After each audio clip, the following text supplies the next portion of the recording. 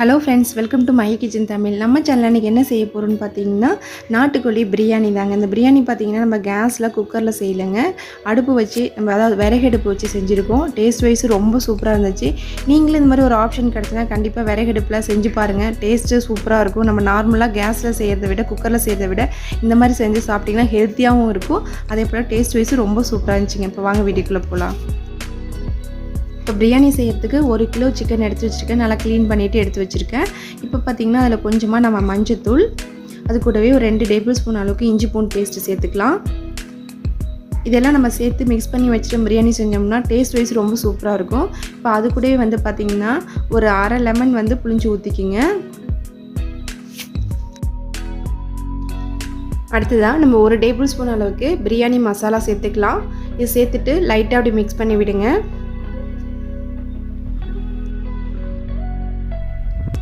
இப்போ இதை மிக்ஸ் பண்ணதோட கொஞ்சமாக நம்ம சால்ட் சேர்த்துக்கலாம். அது கூட ஒரு 2லேருந்து 3 டேபிள் ஸ்பூன் தயிர் சேர்த்துட்டு நல்லா மிக்ஸ் பண்ணி ஒரு 1/2 அன் ஹவர் நல்லா ஊறணும். அதுக்கப்புறம் நம்ம பிரியாணி செய்ய ஆரம்பிக்கலாம். இந்த மாதிரி மிக்ஸ் பண்ணி வைக்கும்போது சிக்கன் பார்த்திங்கன்னா நல்லா ஜூஸியாக இருக்கும். சாப்பிடும்போது பிரியாணியோட சாப்பிடும்போது ரொம்ப நல்லாயிருக்கும். இது 1/2 அன் ஹவர் ஊறட்டும். இப்போ பிரியாணி செய்கிறதுக்கு நல்ல ஒரு அடிக்கனமான பாத்திரம் எடுத்து வச்சுங்க. அதில் 1 டேபிள் ஸ்பூன் அளவுக்கு நெய் ஊற்றிக்கிங்க. இப்போ நெய் நல்லாவே சூடாகிடுச்சுங்க. அது கூடவே நம்ம ஆயில் கொஞ்சம் ஊற்றிக்கலாம். இப்போ பார்த்தீங்கன்னா ஆயிலுமே நல்லா சூடாகிடுச்சிங்க.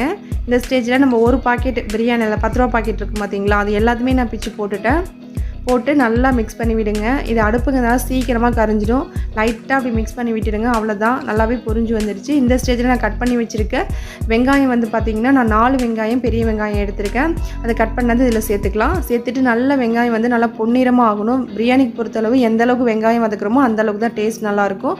இப்போ இந்த வெங்காயம் வதங்கிறதுக்கு தேவையான அளவு உப்பு சேர்த்துக்கலாங்க. இப்போ பார்த்தீங்கன்னா வெங்காயம் நல்லாவே பொன்னிறமாக ஆகிடுச்சிங்க. இந்த ஸ்டேஜில் வந்து நம்ம இஞ்சி பூண்டு சேர்த்துக்கலாம். இஞ்சி பூண்டோட அளவு பார்த்திங்கன்னா 100 கிராம் இஞ்சி 100 கிராம் பூண்டுங்க. 1 கிலோ பிரியாணிக்கு வந்து 100 கிராம் பூண்டு 100 கிராம் இஞ்சி போட்டிங்கன்னா தான் டேஸ்ட் நல்லாயிருக்கும். இப்போ வந்து இஞ்சி பூண்டோட பச்சை வாசம் போகிற அளவுக்கு நல்லா வதக்கி விட்டுக்குங்க. இப்போ பார்த்தீங்கன்னா இஞ்சி பூண்டோட பச்சை வாசனை நல்லா போயிடுச்சுங்க. இந்த ஸ்டேஜில் ஒரு கைப்பிடி அளவு புதினா, ஒரு கைப்பிடி அளவு கொத்தமல்லி ரெண்டுத்தையும் நல்லா அரைச்சிட்டு சேர்த்துட்டு நீங்கள் விருப்பப்பட்டால் கட் பண்ணி கூட போட்டு சேர்த்துக்குங்க. அடுத்தது பார்த்திங்கன்னா கொத்தமல்லி புதினாவோட பச்சை வாசனைலாம் போயிடுச்சுங்க. இந்த ஸ்டேஜில் வந்து 4 தக்காளி வந்து நான் மிக்சியில் அரைச்சிட்டு தான் சேர்த்துருக்கேன். நீங்கள் விருப்பப்பட்டால் கட் பண்ணிவிட்டு கூட சேர்த்துக்குங்க.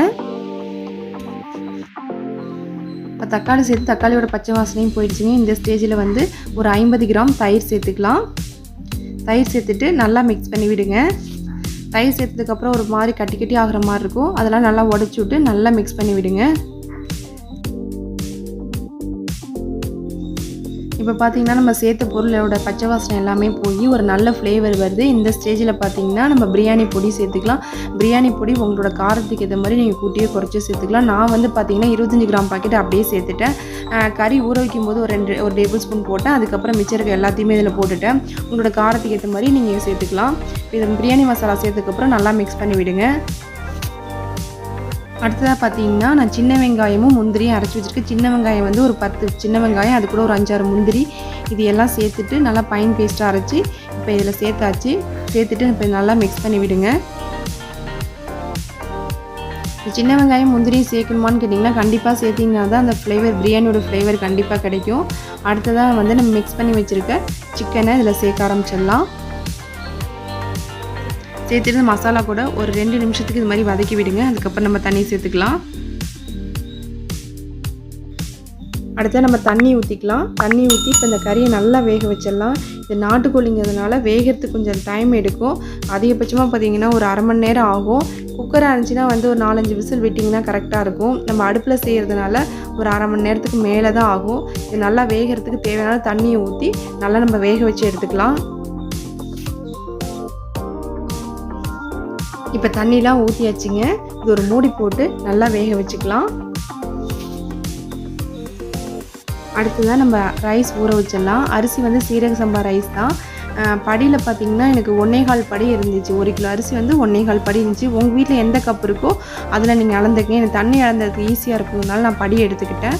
கரெக்டாக 1.25 படி இருந்துச்சுங்க. இப்போ தண்ணி ஊற்றி நம்ம நல்லா ஒரு 2-3 டைம் வாஷ் பண்ணிவிட்டு அதுக்கப்புறம் நம்ம ஊற வச்சுக்கலாம். அடுத்தது பார்த்திங்கன்னா நம்ம வேக வச்ச கறி வந்து நல்லாவே வெந்து வந்துருச்சுங்க. ஊற்றின தண்ணி எல்லாமே நல்லா சுண்டி நல்லா திக்கான கிரேவியாக வந்துருச்சு. இது அப்படியே சாப்பாடில் போட்டு சாப்பிட்டிங்கனாலும் ரொம்ப சூப்பராக இருக்கும். கறியை எடுத்து நம்ம எதுக்கு செக் பண்ணி பார்த்துக்கலாம். கறி வெந்துருச்சுங்க. இப்போ அடுத்த பாத்திரத்தில் மாற்றிட்டு நம்ம அதே கடாயில் கொஞ்சமாக நல்லா க்ளீன் பண்ணிவிட்டு எண்ணெய் ஊற்றிக்கலாம். இப்போ அதில் வந்து 2-3 பிரியாணி இலை 4-5 ஏலக்காய் போட்டு தாளிச்சிக்கலாம். இப்போ போட்ட ஸ்பீடுக்கு வந்து லைட்டாக கரிஞ்சிற மாதிரி இருக்குது. இந்த ஸ்டேஜில் நம்ம வடித்து வச்சுருக்க கறி இதில் எடுத்து போட்டுடலாங்க.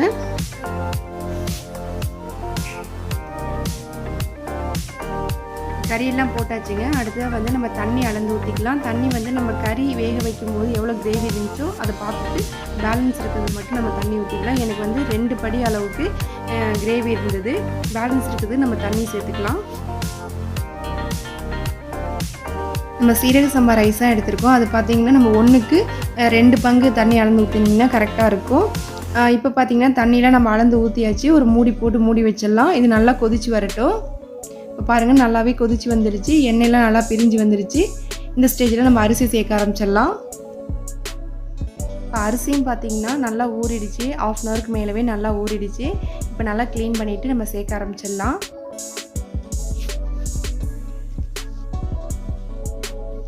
இப்போ அரிசி சேர்த்ததுக்கப்புறம் லைட்டாக அப்படி மிக்ஸ் பண்ணி விடுங்க அந்த கிரேவி கூட.